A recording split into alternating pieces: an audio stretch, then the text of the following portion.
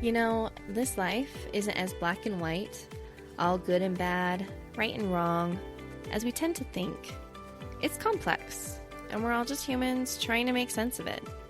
So, if you're wanting more unity and love in this world, and are ready to step into curiosity, then join me, Brynne Erickson, on Middle Ground. And if you're willing, please leave your biases and preconceived outcomes at the door. Hey everybody! Tonight we're going to be talking with my aunt, Jill Birth, and hear her beautiful highs and lows story about body image and identity. Jill, how are you feeling about being on here tonight to share your story? Oh my goodness. I'm so excited. I'm just excited that you're doing this podcast, and thank you for inviting me to be a guest tonight. Something I'm super passionate about. So thank you. Yeah, when I thought about body image, which is something I think most humans struggle with in some degree or battle with, and I've been able to witness you my entire life as far as I can remember back. And I just think your perspective is very powerful and very beautiful. So everyone's going to benefit from this conversation. You're so welcome. Okay, just to give us a little bit of perspective of what era you were raised in, how old are you and what year were you born? Yes, so I was born in 1972, so I'm 53. I don't even know how old I am, Brynne. Oh my goodness. I'm just trying to count. I just turned 53, I think. Yes. So I was raised in, primarily in the 70s, 80s, 90s, and then got married. So yeah. And what year did you get married and how old were you? I got married 1992 and I was 20 years old. Yeah. 20 years old. Okay. Just to kind of give us a little bit of perspective as we're having this conversation. Okay. So what is your earliest memory of thinking your body had to be a certain way? Oh my goodness. Gosh, Brynne, it goes all the way back to third grade. And I was in third grade, and the school nurse, for some crazy reason, she had us line up in the line, and she would have us step on the scale, and she would, take our weight down and take our height. And I stepped on that scale in third grade, and she just looked at me and she said, "Oh my goodness, you are one fat little kid. You need to go home and get on a diet." But I was 142 pounds in third grade. And so I went home and I just cried to my mom. And she put me on Weight Watchers the next day. So it started back in third grade. Holy cow. Isn't that crazy? Yeah. And ever since then, it's been a roller coaster, as you know. Yeah, I can only imagine. Wow. Yeah. Third grade. That is bizarre. I can't even fathom. That's when the comparison started, right? Is just because I'm like, what does that even mean for me? Like, I knew I was bigger than some of the other kids, but I played soccer a ton and I was good. So I'm like, I don't know, if I have an issue or not, but that's when it all started for me. That's so interesting because you didn't even realize something was quote unquote wrong. No. Until someone put you on a scale and was like, oh, now something's wrong because we see a number that tells us something is wrong. So I find it so interesting that already right then and there, we look at a number and all of a sudden it gives so much information. Not really, but we think it does give us information about us and what we're capable of and the life that we want to live. Like, it's true. And even throughout my life, and we'll go back a little bit, but even throughout my life, the scale and the number on the scale, it determined my entire day or my week or my month, or like, it's just that number. It was kind of like evil to me almost, because it determines so much of my life. Yeah. Yeah, I didn't even realize I was a little bit bigger than the kids around me. But my first memory was I was at gymnastics and the little girl standing in line in front of me before we got up on the bar to flip over it or whatever, looked around and she's like, "Why are you so fat?" And I remember my answer was, my mom makes me eat all my food. That's so sad.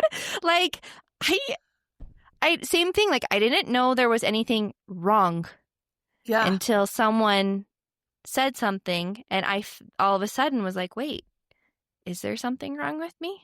Yeah. Yeah, I think I was like 5. I had maybe like 5, 6 when that happened. And I don't remember it affecting me too much, but for some reason my brain has held on to that memory, which is so And it interesting. just does. Those traumatic memories that that they don't remember about, but it just hits us to the core, right? Yeah, for sure. Right? So how much of Yes. your identity has been wrapped up in the state of your body? That's a great question. So I'm going to go back again to Okay. growing up in the home that I grew up in. I was the youngest. So my mom and dad had 5 kids in 5 years, and then they had me 6 years after that. You can call me the surprise, the bonus, the mistake. I don't know what I was, but that's when I came. So You're here. yeah, I'm here, and I love my family, and it was a great family to grow up in. But there were a few things that contributed to a lot of the messed up stuff in my mind about my weight. And one of those was my older sister. So my mom and dad had 3 boys and then 3 girls. So the 2 girls were just older than me. So my oldest sister always had weight issues as well. But my Uh-huh. sister, just older than me, she had anorexia. And so Mm, I was kind of confused as a little girl wow. because my mom would bring ice cream home. She'd put it in the freezer, but tell my oldest sister and my brothers they couldn't eat it, that it was for my sister that had anorexia. So I'm like, oh my gosh, I'm so confused right now. Like, No kidding. yeah, it was just so much turmoil in my head about, oh my gosh, okay, my sister is so thin. She's about ready to go into the hospital, but then my other sister is big. And I just didn't quite know where I stood in the whole dynamic of all of that. So, um, and I remember my mom was just trying to help me. She really was. Right. And so, Yeah. like for Easter or my birthday, it was always diet food in my Easter basket. Or if for Christmas, it was a big box from what was called the Diet Center and Wow. Nutrisystem. I mean, I am telling you what, I have done everything. I've done the cabbage soup diet. You know, as I grew up, I worked in a dental office full of so many girls. And so every Monday, because it's magical Monday, is because you binge all weekend. You're like, oh my gosh, I'm going to start my diet on Monday, right? So every Monday I go into work and everyone was like, okay, Jill, what is the diet for the week? What are we doing this week? Like, they had these ephedra drops back in the day. And so we all tried that. We did, like I said, the cabbage soup diet and the hot dog and bologna diet. I mean, What? seriously. Oh yeah. Well, in a magazine, it said you can drop 7 pounds in 7 days doing hot dogs and bologna. So we're like, let's No. try it. Like, so needless to say, my metabolism was pretty jacked up for sure, through Hmm. all those years of trying so many different things. So when you Huh. ask how much was my identity wrapped up in my body image, Yeah. completely 100%. And as I've gotten older and I've coached hundreds of women now to be able to, lose weight or to even get their mindset right about their Mm-hmm. bodies and things, I've had to do it right along with them. And there's times Yeah. that I even slip back to, thinking, oh my gosh, I don't even want to go I remember, Brynne, I remember sitting outside Lee's Market in North Ogden, and one of my friends from high school went in, and I was feeling chubby that day. And I sat in the car and waited till she For came real. out and left before I went in. So my Wow. body image has been a big deal for me my whole life. Wow. So much energy every day, Oh, all and day, so right? much wasted energy. I'm like, I could have Yeah. put that energy into Yes. so much more, like giving and serving and, just so much more. Well, even just things that are more that fulfilled you. Yes. Like, did you ever find something that was fulfilling amidst all of the struggle of just trying to manage your body? Like in what way? I don't know. Like, what if there was a balance? Like, if Yeah. you weren't focusing on body and food, what were you focusing on instead? Working out, but that goes right Oh my gosh. along with body and food. So then I'd go through these crazy Okay. spurts of like working out, and then I'm like, oh, I'm going to run a marathon. So really what happened was Mm, when I got all the way up to 263 pounds at one okay. point. And so I'm like, I've really got to do something with myself because I knew I was insulin resistant. I knew I had PCOS. Like there were some contributing factors to my weight as well. Uh-huh. But the doctor's like, let's do something about it. And I just didn't for a long time. But there came a point of time that I'm like, okay, I've got to do something about this. So um, I was um, I was watching a talk show on TV one day, and she was talking about vision boards, and I'm like, oh my Uh-huh. gosh, I'm going to do a vision board. And so I did, and in it, I put this body transformation challenge in the middle of it that I wanted to win, and I put that I was going to run a half marathon. Like I had all these different goals. And I'll Uh-huh. be danged, that vision board, I'm just a visual person. And Yeah. so I know that the time to manifest your dreams and goals, the best time to do it is when your mind is the most readily available, which is right before you go to bed at night and right when you wake Hmm. up in the morning. Okay. So I made this vision board and I would look at it every morning, every night. Pretty soon I knew what the vision board looked like. So I just lay there in bed and visualize my dreams and my goals and Hmm. not just like visualize small things about it, but like I wanted to win that body transformation challenge. So I would visualize like what it was going to look like and like streamers going off when they Mm-hmm. called my name and crossing the finish line and feeling, watching my Mm-hmm. time as I crossed the finish line, just visualizing and using all my five senses because this is what I was taught on the talk show. And so I did it and oh my gosh, things just started popping in from my vision Hmm. board so quickly. And I'll be danged that I won that body transformation challenge. I won $120,000. Yeah. And that was That was back amazing. in 2011. That was a lot of Mm-hmm. money, back then. Yeah.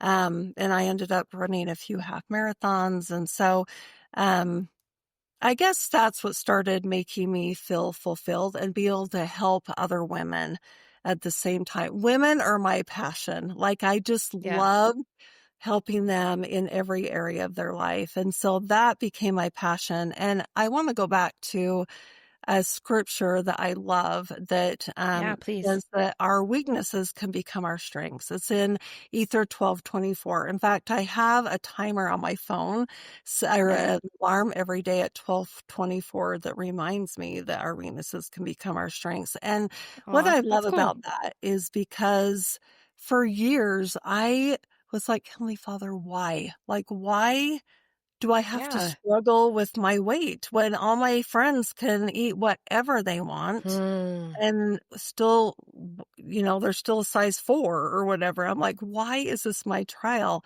And it comes down to this is the thing that I've turned into my strength to be able to help other women and Uh-huh. people to be able to, to deal with their identity and around food addiction. And I teach food addiction classes and just it's the thing that keeps me grounded and keeps me close to Heavenly Father. So I love that. That's such a beautiful journey and perspective, and you learn some awesome skills. And I love that you've been able to take the experiences that you've had and use them to help other people. And yeah, that is one of the main reasons we have trials and weaknesses so that we can learn and become more empathetic and help everybody. That's what we're all in yeah, this together, right? absolutely. Yeah. Okay, great. So what's influenced the rules and standards that you've perceived as true standards for bodies? Tell me what you mean in that question, and then I'll So, answer it. like, I whether the rules that a family taught you, and then maybe we kind of already talked about this, viewing your sisters, and like one had certain rules that caused her to become anorexic. The other one Mhm. had rules that she perceived were rules. And that's what I mean. Like, it's funny how we take in certain rules and we think they apply to everybody, and everybody thinks the same way we do. Yeah. But that isn't true a lot of the time. We're kind of in our own, we don't even know where the rules came from, whether it was from social media or from family or the girls and how they talked at school. So I'm just curious as to what influenced the rules that you thought were real around what bodies were supposed to be. Can you think of Gosh, anything? that is a great question. I remember and this is another trigger, Brynne, when Mm. something happens, but I remember being in junior high and my uncle pinched my stomach and he goes, if I can pinch more than an inch, you need to, you know what that means. And Oh I'm my like, goodness. talking about? But I quickly found out what that meant, that it means that I need to lose some weight, right? And it was during that junior high impressionable Oh my period of gosh. time that I was trying. Like I'd been on so many different diets. And I'm like, I'm still not good enough. Like I'm still not that person that I need to be. And so, I was never one of those cute little cheerleaders, or nothing against cheerleaders for sure, but I was never one of those cute little tiny girls. And I never got asked to a boys' choice dance ever, like not even in high school or anything. And so it just kind of went back to my weight again. I always was like, it's because I'm too fat and no boy's ever going to like me, and no, and I had a ton of friends. Like I was an officer and I had a lot of friends, but it would just, I was always, and now I look back at my high school pictures and I'm like, what was I thinking? Like I was bigger than Mm. the other girls, but I wasn't like huge, I'm 5'9" Mm. and I probably weighed, I think I was like 165 or 170 in high school, which was bigger Mm-hmm. than the other girls, but it wasn't like massive, right? Yeah. So I think I perceived body image as just being one of those cute, skinny girls that got asked to the dances and they were cute um, and went on dates. And I know that sounds horrible, but that's how I Yeah. perceived, what I should look like and how I should be. Mm-hmm. I don't know that it has changed a whole lot. I think we are making good gains. Like all bodies are worthy bodies, all bodies are beautiful bodies. And I'm so grateful for that because too many people spend too much time and energy of their lives wrapped up in worrying about the way they look and trying to earn like love and Mhm. relationships and whatever it is that they think that they need to earn through their bodies, which is It's just true. bizarre to me, but I'm still working on it. Girl, it's always a work in progress. Like Oh my even gosh. right now, like, just in my life, I've been through 2 divorces now and food is still my vice. And Uh, it's the thing when I'm in my teaching my 12-step classes, it's just really surrendering and giving it over to the Lord every single day. And so I get on my knees, I'm like, Heavenly Father, I'm giving you my food again today. Like I know that you can do it, I can't do it. And then I do my best to make the best choices. Um but it's never easy. And I just know that sometimes I'm like, I got this. Like the Lord has other things to do. God has other things to do. He's got other people to help. And I got this. I don't need to ask for help. Gosh, for mm-hmm. crying out loud. I've gone through this for 53 years now. Mm, And so, but then I start going down that slippery slope and I'm like, all right, I really need Heavenly Father's help. And so then I get back on my knees again. I'm like, here I am again. I know you're probably tired of me, but here I am. And I just surrender back over again and then just do the best I can, and Mm-hmm. I've stopped doing the binge dieting and trying Mm, crazy things out there to diet. And I just, I've accepted my body how it is. And I'm like, you know what? E- Everybody's in this together. And uh-huh. as I'm teaching my women's courses and things like that, they don't love it when I'm not doing it along with. If I'd already arrived at my perfect place, which none of us have Mm-hmm. already arrived, right? We're already Yeah. always working, but they always want to be on a journey with someone because then we're so relatable. And so Yeah. um I love it when I get to take the journey with them every time. That's awesome. And if you don't mind, could I know isogenics has been a big part of your journey in helping you learn how to become a coach. Is that correct? Yeah, I haven't been with Isogenics for a long time, but that's where Okay. I learned all my personal development. And that's where I started coaching women. That was the body transformation challenge that I did win, was the ISA body challenge. And gosh, that totally changed. It totally took a different trajectory in my life. I was working at the dental office for years and years. And Mm-hmm. then after I started losing the weight and getting fit, and that had a huge, that was my huge success was with Isogenics and doing it that way. And then I started coaching women and it took off from there. And then I ended up leaving that company a while back. But yes, it was a huge part of my life. Yeah. So where are you today? Are you still in coaching and working Yeah. with So people? I'm still coaching. I'm getting my new website up this Oh, month. It's jillbirth.com. It's just my name. nice. And I'll be launching some new courses. I'll be launching them in the fall. So in September, I'm getting them ready to right now. And I'll be doing mindset courses, Oh, retreats. nice. I'm starting a big networking group down here in St. George, which Okay. I'll be putting it all throughout Utah. And I'm just super excited. Yeah. Um, So coaching is my passion and just helping people through their food issues and their mindset. We know how mm, big mindset is right now. And Brynne, I'll just tell you this, that yeah. every day it starts with my morning routine. It really does. If I don't do this, and I'll tell you what my morning routine is, but Yeah, if tell I us. don't do this every single day, I'm thrown off balance for sure. Huh, And so my morning routine, it's called Paste, and I do a course around it, but it's called cool. Paste. And if I paste my life together every day, and this is what it is. The P is for excuse me, is for prayer or spiritually related, whatever that Mm-hmm. is to you. Meditation. Yeah, Mm-hmm. meditation, reading a great book that inspires you. But that's what it is prayer to me.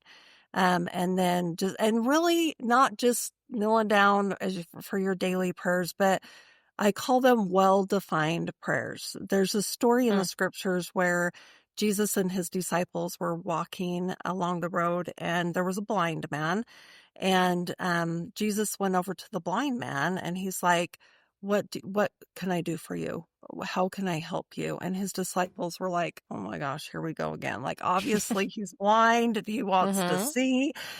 But Jesus wanted to know, excuse me, Jesus wanted to know if the blind man really knew what he wanted Mm, and what his wish was, like if he really had enough faith to do that. So when I talk about well-defined prayers, it's really like, what do you really want? Like what are we asking for from Heavenly Father? Because mm-hmm. a lot of times we're asking for things and we're hoping for things, but at the same time we're kind of like, wait, we're not ready to receive that. So one of Mm-hmm. my favorite quotes is God adores me and is anxious to give me all that I will receive. It's I love that. important to be open to receiving. And one of the biggest things I help people with is to be able to be open to receiving from God. Then they get to be open to receiving compliments from people. And Mm, sometimes that's hard for people, or they reflect the compliment. If I'm like, Brynne, you look so cute today. And then you're like, oh, Jill, you look cute too. No, just accept the compliment. mm-hmm, And mm-hmm. that starts opening you up to receiving from God. That's awesome. So, That's a good, simple way to start mm, um, being open to that and practicing receiving. That's great advice. yeah. Okay, we'll move forward. Okay, so the Okay. A is for affirmations. Yes. And journaling. Like I do a lot of mirror work. So I have this mirror in my room, in my closet. And if you guys haven't seen the movie War Room, it's a Huh. Christian movie, but I love it. It's like this cute little old lady turns her closet into a war room against Satan. It's where she writes down her prayers. And so I have my vision board in there, but I have this mirror and I do mirror work every morning and I sit in front of it, even though I'm looking like crap. And I'm like, good morning. I love you. You're amazing. All these things. And Mm, so I do my affirmations in the mirror. So the A is for okay. affirmations. The S is for scriptures, again, and it can be spiritually related. It can be meditation, whatever that is for people. But for me, I just dig into the scriptures, or my favorite book is called The Circle Maker. And it's Never heard of by that the one. author is Mark Batterson. He's a Okay. Christian pastor back on the East Coast. And Cool. it has taught me so much about prayer and how to circle your dreams and goals through prayer. I love it. It's my favorite book. Okay. Awesome. So that is for the S. So we're at PAS. Now the T. So throughout my life, the T has been different things. It's been the 12-step addiction program and just journaling about that every day. But since I mean, maybe I'm in one of those places where I'm like, I got this, God. But really my T right now is for grata texting people every day. So Uh, I just take my phone and I go to my contacts and I scroll. It's like a game and it's so fun. I scroll and I stop on my contacts and I'm like, oh my gosh. I landed on Brynne. She needs a little text from me today. And so I I'll do love that that to so a few much. people. Yeah. I do that to a few people. And then I also just, people come to mind that Mm-hmm. it's not a game, right? I'm like, oh, I feel like they need a text Mm-hmm. today. Yeah. Um, and then the E is for eating and exercise. Okay. If I don't get out the door to do my exercise in the morning, Mm-hmm. first of all, I don't get it done. And I think a lot of that, why my kids were little, it was hard to get exercise in for sure, Yes, that's where I'm at. And you either have to put them in the stroller, you have to get up before Dallin goes to work, or Right. you have to, do it when he gets home at night. And that's why I Yep. had a gym pass to Snap Fitness because it was a 24-hour gym.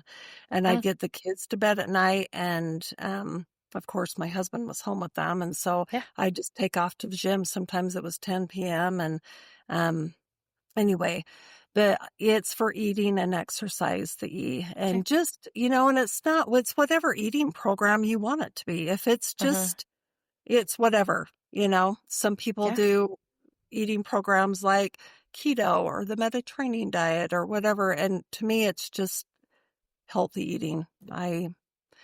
I eat on a small plate. That's helped me a ton. I just eat on a small plate. Yeah. So, yeah. That's beautiful. I love that because I believe in universal laws. Like God created this earth with rules that everyone can abide by, no matter what religion you participate in or don't participate in. And you receive the blessings because he loves all of us. So I love how your pace actually applies a lot of what I perceive as just universal rules to find the most peace and joy.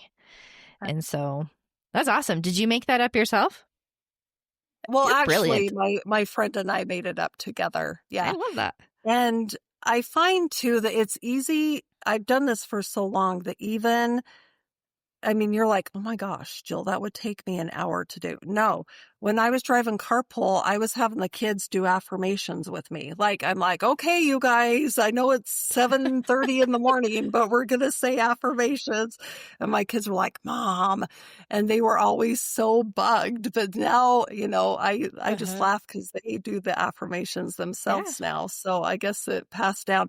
But even when you're out, walking or whatever, be listening to Uh-huh. a spiritual book or a book that makes you feel good or your scriptures, or I even pray when I'm walking. It doesn't have Oh to yeah. be like kneeling by your bed. Nope. I feel like I pray all day, every day. Uh-huh. So not all day, but you know what I mean? It's Hmm. not always kneeling by my bed. So you can combine a lot of them together, and Habit stacking. sometimes I only have, habit stacking. Sometimes I get it all done in 10 minutes, 10, Uh-huh. 15 minutes, so. I do love that. I'm kind of having some thoughts because I feel like we're kind of stepping away. Well, we are stepping away from shaming bodies and just allowing bodies to be.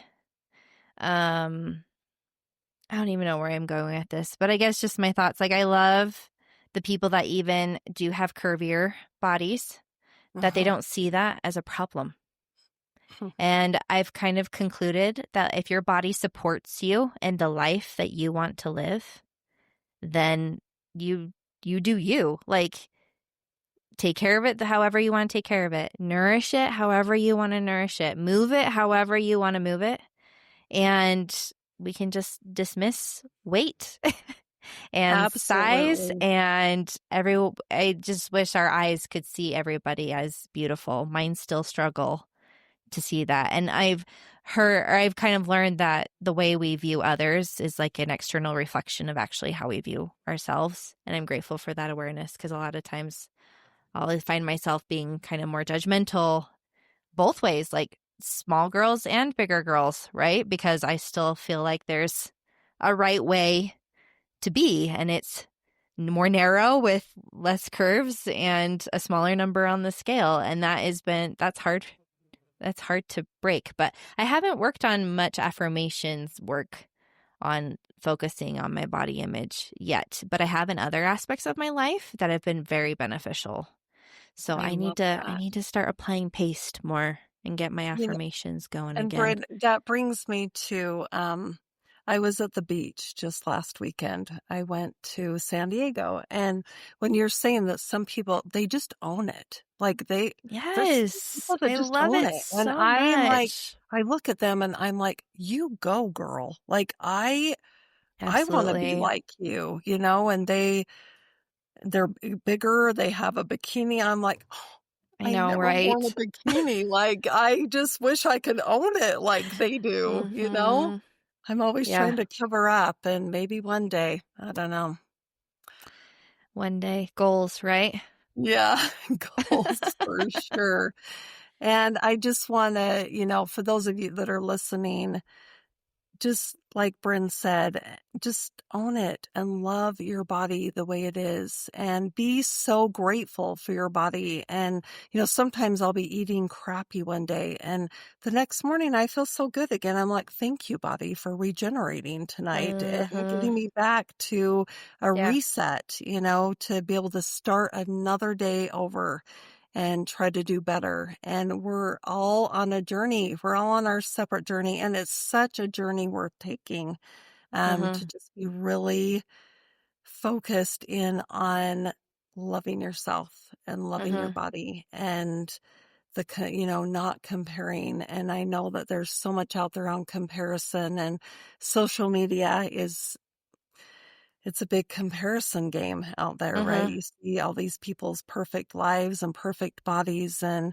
it's not real. And I just want to encourage all of you to just stay true to yourself and love yourself just the way you are, because you were made perfectly in Heavenly Father's eyes, for sure.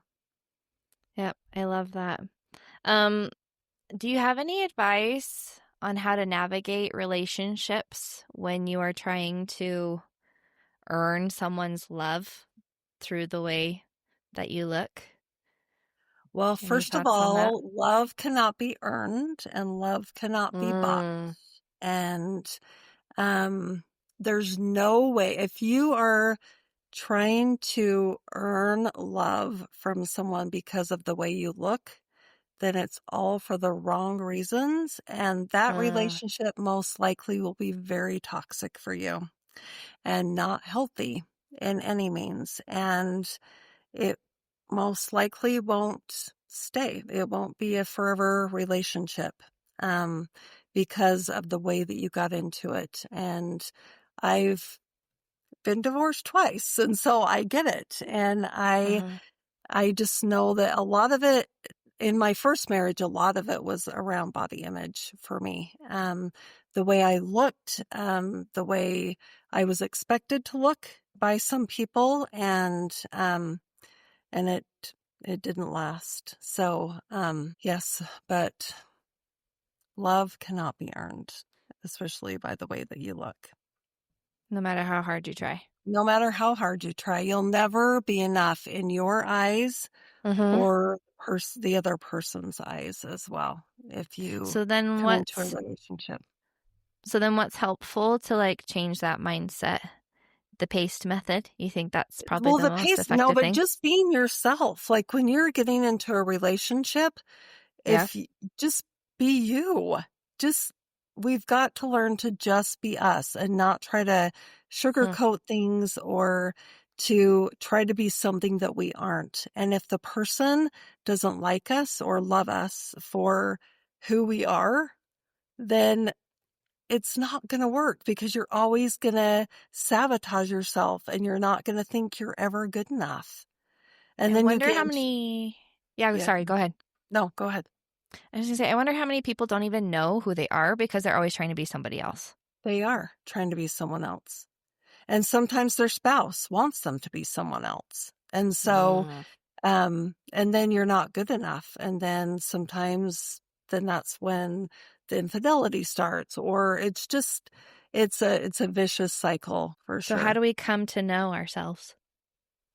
It's an everyday thing for me. It really is. And it's just sitting in that mirror work. Brynne, if you haven't done mirror work Yeah, before, can you expound on that a little bit? I haven't. I've other than like I've done like the looking at myself with no clothes on and being like, "Hi, body, thank you," but nothing oh, more than that. yeah, yeah.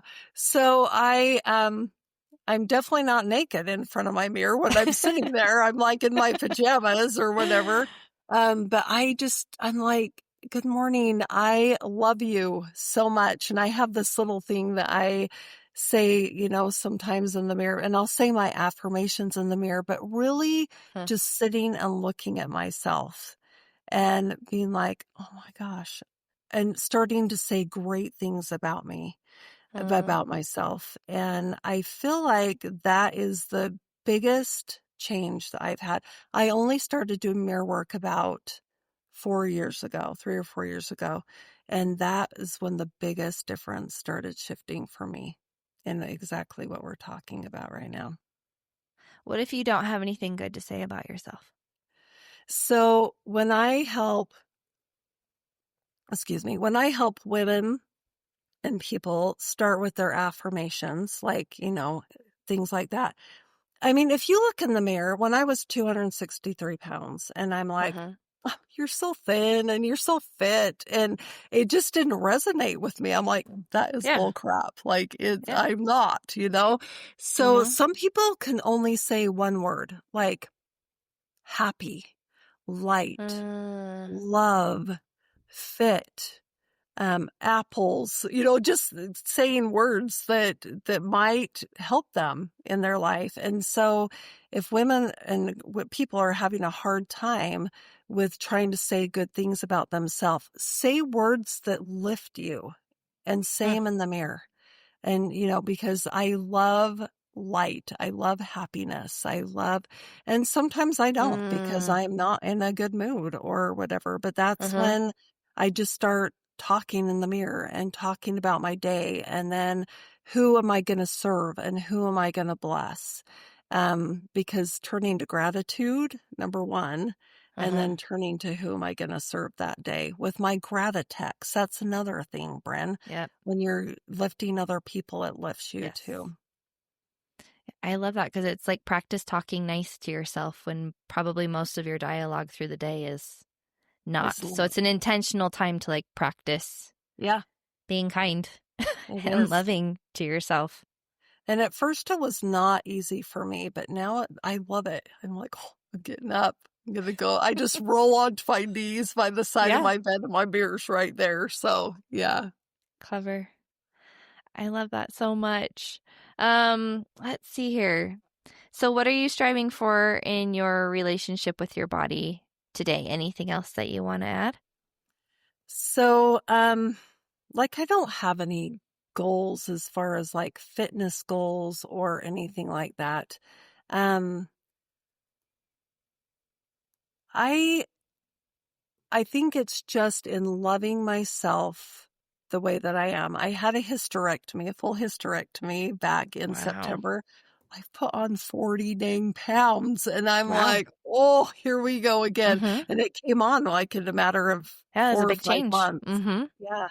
And so I'm like, you know what? I am 53. I do not have to be a size 4 again or 6 again or whatever the lowest that I ever was.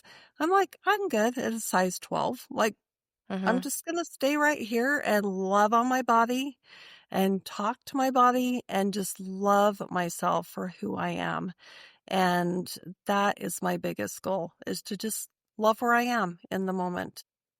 That's awesome. That's what I'm striving for too. Like I'm postpartum for the 3rd time, right? My baby's almost a year old. And I had this epiphany, like bodies are meant to evolve and change. Like if we couldn't, we'd die. Like if we didn't maintain the same size like we're supposed to and your next step was death, most of us would be dead because our bodies are constantly changing as they should. Yes. And there's nothing wrong with that. And I love how we can try and learn to embrace our new norm.